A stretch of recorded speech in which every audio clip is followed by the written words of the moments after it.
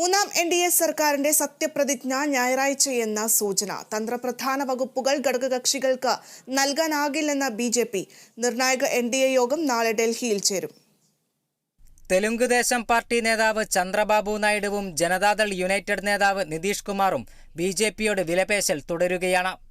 Lok Sabha speaker സ്ഥാനം, ആന്ധ്രയ്ക്ക് പ്രത്യേക പദവി, ക്യാബിനറ്റ് പദവിയുള്ള മന്ത്രിസ്ഥാനങ്ങൾ, പാർട്ടിക്ക് NDA കൺവീനർ സ്ഥാനം തുടങ്ങിയവയാണ് ചന്ദ്രബാബു നായിഡുവിന്റെ ആവശ്യം. ബീഹാറിന് പ്രത്യേക പദവി, 3 MP-മാർക്ക് 1 മന്ത്രി, രാജ്യത്ത് ജാതി സെൻസസ് നടപ്പാക്കണം, അഗ്നിവീർ പദ്ധതി പുനഃപരിശോധിക്കണം തുടങ്ങിയവയാണ് നിതീഷിന്റെയും JDUവിന്റെയും ആവശ്യം.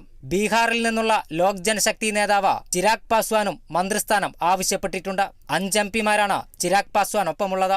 ഘടകകക്ഷികളുടെ പിന്തുണയില്ലാതെ മന്ത്രിസഭ രൂപീകരിക്കാൻ കഴിയാത്ത അവസ്ഥയിലും സുപ്രധാന വകുപ്പുകൾ വിട്ടുനൽകേണ്ടെന്നാണ് BJP നിലപാട്. ആഭ്യന്തരം, ഗതാഗതം, ധനം, റെയിൽവേ, IT തുടങ്ങിയ വകുപ്പുകൾ വിട്ടുനൽകില്ലെന്ന് BJP നേതൃത്വം ഘടകകക്ഷികളെ അറിയിച്ചു. അതേസമയം നാളെ NDA MP-മാരുടെ സമ്പൂർണ്ണ യോഗം ഡൽഹിയിൽ നടക്കുന്നുണ്ട്.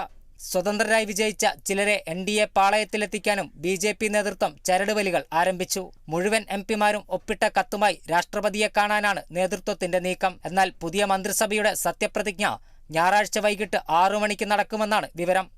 National desk, Kerala vision news.